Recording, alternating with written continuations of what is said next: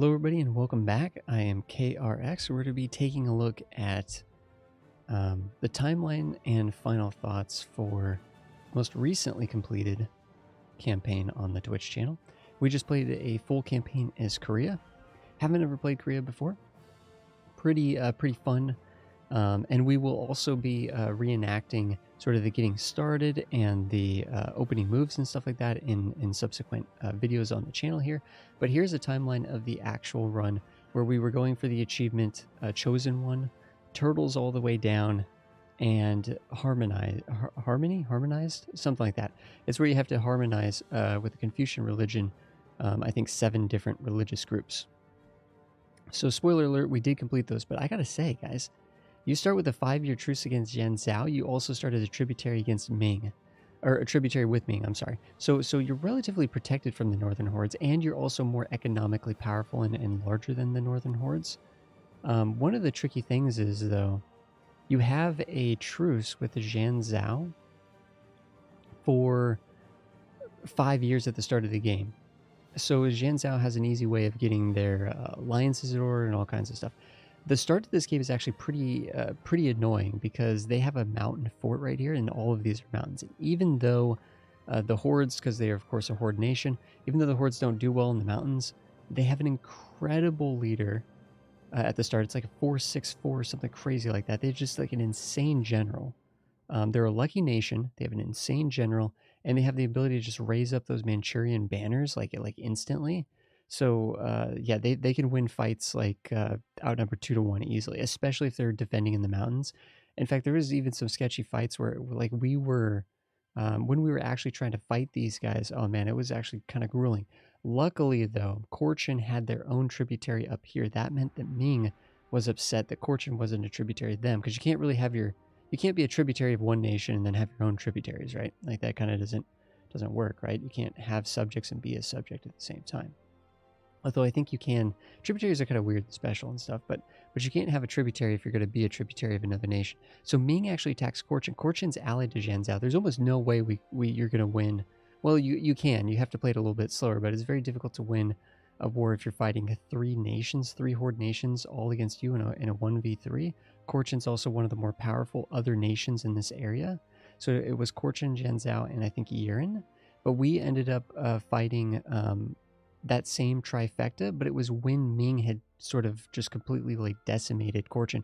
One of the other tricky things about this was that Ming was sieging down Yan Zhao, so we had to actually make sure that it was this weird, like very delicate balance where Yan Zhao had to re-siege their land, and then we had to go in and make sure we sieged it so that when Ming washed over, and in the end we used Ming to our advantage, but there was a little bit of a tricky situation where Ming could have ended up sort of blocking us there by taking some of the critical land, because this province right here is the one that is very essential for getting the permanent claims on the lower Manchuria. So we have, once you take this province in court, you get permanent claims on like this entire lower area here. And then to get further permanent claims, you're going to need to take this from Ming, which of course is going to be a little bit further down the line. If we do break our tributary status with Ming, they will be so upset with us, or will lose so much trust, and they'll be so upset with us that they actually will not want to ally us. So even though there's a good relationship between us and Ming, we can't immediately just break off the tributary status. We have to hold on to that. There's some special events and missions with Korea which are pretty fun. Some of them have to do with deving up the Korean peninsula, avoiding disaster, the plight of the peasantry and stuff like that. We were able to do that. We were able to get a renaissance spreading here because you start with an amazing ruler as Korea. It's like a 655 or something crazy like that, right? Or 565 or something. Start with an absolutely unbelievable leader. So you're just swimming in monarch points even early in the game. But you can see that we're basically, our strategy is just like, okay, let's conquer and dominate Manchuria, right? Like if we can eat all of this Manchurian land here, then we'll be able to attack Ming sort of one-on-one, or we'll be able to actually go across into Japan. Of course, Japan has this weird situation where they're actually getting relatively strong here. This is an important war there because we cut off Korchin from Ming so that Ming couldn't take any of that land themselves. 1500, we actually did successfully get colonialism to spawn in Korea. So that is a significant thing. We ended up going exploration ideas first because we thought it'd be fun to spawn colonialism. We also saw that the west coast of North America, production-wise and trade-wise, feeds into the Korean, into Nippon, and so on and so forth, and helps Korea immensely economically and stuff like that. So we wanted to say, hey, we're going to have complete dominance here. You can see us in 1503, we're colonizing Anchorage in Alaska. We colonized here. We also used this to get claims on these guys, attack these guys, and then use them to get claims on here and attack these guys. So this is how we ended up sort of bouncing over to the New World before 1500. It was just colonizing this province here, just attacking these guys, taking their land, and then using this as the bouncing off point to here, because the range difference here is actually huge. It's a huge range difference. Of course, we didn't have to colonize the New World in order to get colonialism. We just had to discover it. So we did discover it a couple years before, beforehand, which was, we getting in range so that our light ships can actually do the exploration missions to colonize it. And we just got lucky. I guess, it would have been a three-way battle between us, Portugal, and Castile. I guess we got it. We also tried to maximize the amount of 12 development provinces we had in the Korean Peninsula to make it more likely that we could get the colonialism to spawn here. I don't know if that's how that works, but that's what I always do, and it seems to work out more often than not. The second idea group that we went, was it quality? Or did we go expansion? Did we just go straight? We might have gone straight exploration into expansion, just boom, boom, boom, to really ramp up our colonial efforts. You can see that we're working on Cascadia. That's going to form into a Korean Cascadia. And then we're going to also start working on California. We're also working down here next to Mexico and stuff like that. You can see time moving here. We're just beating up all of Manchuria. There's nothing is defending these nations from our conquest. Oriat is rival to us. I believe Japan here is rival to us. Ming Oriat is a tributary of Ming. Ming's mandate is doing very well right now because essentially everybody is just bending the knee. There's not been any pressure against Ming to lose any of their mandate from lack of tributaries. Oriat is going to be bending the knee for a long, long time. So unfortunately, the Northern Horde debuff that can trigger against Ming did not happen this time. The disaster that can happen. It's been about 100 years. I think at this point we're going to be breaking our tributary status with Ming and hoping for the best. I believe one of the first wars that we fight against Ming attacks us. We have to play it defensively. We don't take any land, but we do take a huge amount of money. And that's a good thing that sort of catapults us further. Printing press is spawned. We're going to sell that. Actually, I think we sold colonialism to Ming. We couldn't sell... yeah, exactly. We ended up breaking the tributary status, so of course we couldn't sell printing press to Ming, but we sold colonialism to Ming, and that was actually a huge way. We might have also sold Renaissance to Ming by sharing knowledge. That's a way to get massive amounts of money from Ming as well. So that was something that we've done. Here's our first war against Ming. We took a couple provinces over here. We did not take the provinces. We took this one too. These are fort provinces. So these two are forts. We took those because they're forts and they're annoying. Beijing still exists. We should have taken Beijing. I didn't realize that had a negative effect on the mandate, but we took that later. This province here is a mountain fort that we really wanted that forward position there. Second war against Ming, we take Beijing, we take a couple others. We still need to take these, but it doesn't matter because we've already completely unified all of Manchuria. At this point, I think the first war we didn't really devastate Ming. It was kind of like we tripped over the finish line. We're taking their money. We're forcing war reparations and stuff like that. We're also, you can see that we're getting a little bit of a foothold in Japan. This is, Ainu here is our subject.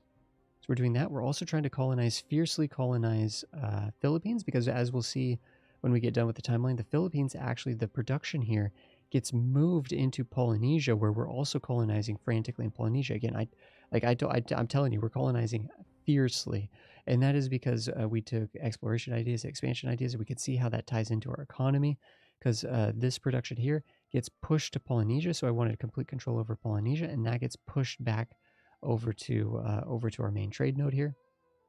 We're not going to switch to Beijing for a while, because it doesn't really benefit us until we actually have more control over the Henzhou region, in order to be able to make Beijing more valuable than the region over here that we mostly dominate.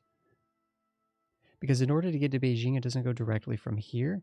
It has to go through Hangzhou. So if we don't control that much power in Hangzhou, then we're gonna lose a lot. A lot of it's gonna get shaved off the top. We'll see how that works in after this. We wanted to race up here to cut off Russia. That was somebody's idea in the chat. It was a good idea, and we tried to do it as quickly as possible. We did it a little late. Russia got a little bit more than we probably would have wanted, but for the most part, we did a good job cutting them off. We can fill this back in at our leisure now. France is actually getting in here. A lot of this is actually French colonized here in this zone here.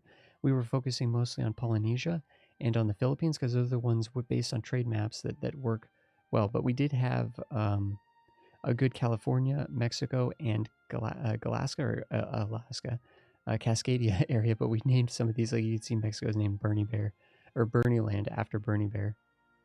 So we wanted to kind of unify that western coast there. You can see that we're continually beating up Ming as much as we can. We have permanent claims. The missions gave us permanent claims on like all of like the upper half of China, which is pretty nuts. We never take the mandate ourselves.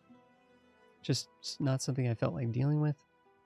I didn't really know if that would be. Usually it's kind of an annoying thing, a bad thing.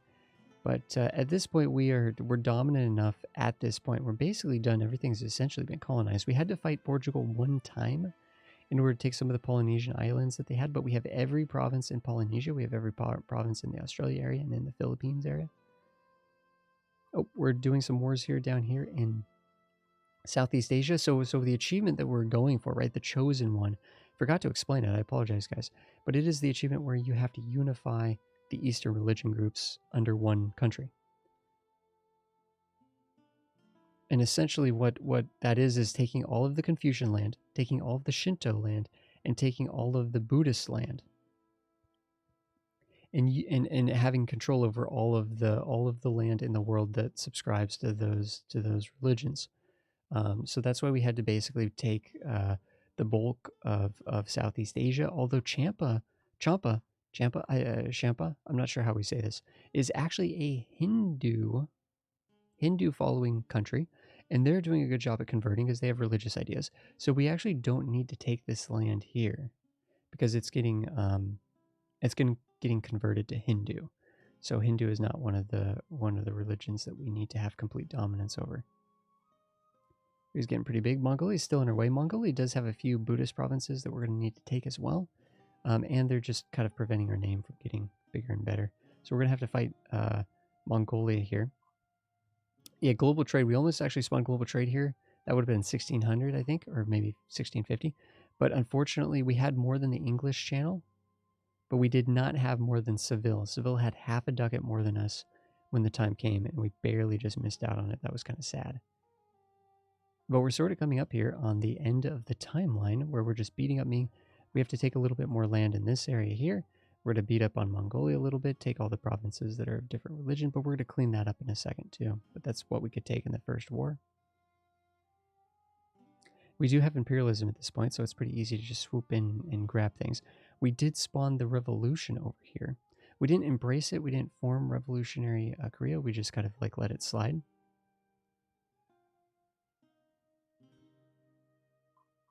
We'll take a look at our ideas and stuff like that when the timeline is over. The final war against Mongolia, we did have to fight Russia. It was actually kind of a painful war, to be honest. It was probably one of the most painful wars in the whole campaign. A lot of the wars against Ming, after that very first war, we were able to kind of just sort of keep their mandate low enough that they never had a significant amount of mandate after the first war or two. And the wars against Ming actually were not particularly challenging. The war against Delhi was actually a little bit more annoying, and the war against Mongolia at the very, very end was annoying. Confucian's really, really cool, though, because the way that you harmonize other religions, it means that you are fully tolerant of them. It's as if they're your primary religious group, even if it's not, right? Even if you're still Confucian is your primary. But while the final war for Mongolia is finishing up, we could look at the world. Ooh, a really strong Prussia that actually formed from the Teutonic Order. A relatively weak Ottomans, but they did bounce back later. Early on, they were even weaker than this, but they did end up taking on a lot of Hungary. Hungary was stronger early and then fell apart later. You could see the Mamluks were quite powerful, and they were beating up on the Ottomans consistently. We had Lubeck, though, just basically take over all of Denmark and Norway and such. Great. Scotland lasted for a long time and actually formed Scottish Illinois here, turned into Illinois the country. Yeah, but Illinois, actually, Scotland actually did a really good job this game and survived for a long time, but eventually Great Britain, I guess, just wanted to finally take the land. Some interesting, we got the toothpaste Sardinia here, Piedmont, Sardinia. We got Tuscany. Got some interest as Silly's actually still doing well. East Frisia, Burgundy actually kind of came back from basically nothing, which is kind of interesting. Spain, of course, being typical Spain.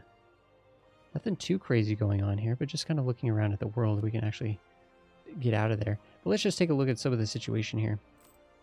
Making over 1,000 ducats a month, that's not like a record or anything, but we could take a look at some of the details there with the economy. We took exploration ideas, offensive ideas actually was second, and then we took expansion ideas. Okay, that's what we did. Then we did quality, which this quality and offensive are just absolutely fantastic military ideas. In the end, I took defensive just because I was getting annoyed at Russia, because Russia's morale is like, usually you think of Russia as having pretty weak troops, but this Russia is just like insane mode. So we ended up taking defensive just to give us a little bit of a bump there. We actually got rid of naval ideas. We had naval ideas because we wanted ship durability. So we ended up getting 135% ship durability, and that's for turtles all the way down. As Korea get 135% ship durability. We did that with ideas and policies. We did not do that by taking the Emperor of China, which is another way to get it, because I think you get 15 or 20% from that. That's the easy way to do it. Korea has amazing ideas, 10% infantry combat ability, technology cost reduction, idea cost reduction, some other things. Really good stuff. We took maritime ideas. Economic ideas are just amazing. But at this point of the game, the last couple ideas that we took are just like, you know, this is just as you're going down the home stretch. As you're going down the home stretch, we did almost every mission with Korea. The only mission we didn't do as Korea is we need to build a fortress. If we built some fortresses, we could get that done. And then this one here, apparently we don't own enough spices in order to do that. But we're making 450 ducats from trade. But this is what I'm talking about here a little bit. I wanted to talk just a minute about this. Is the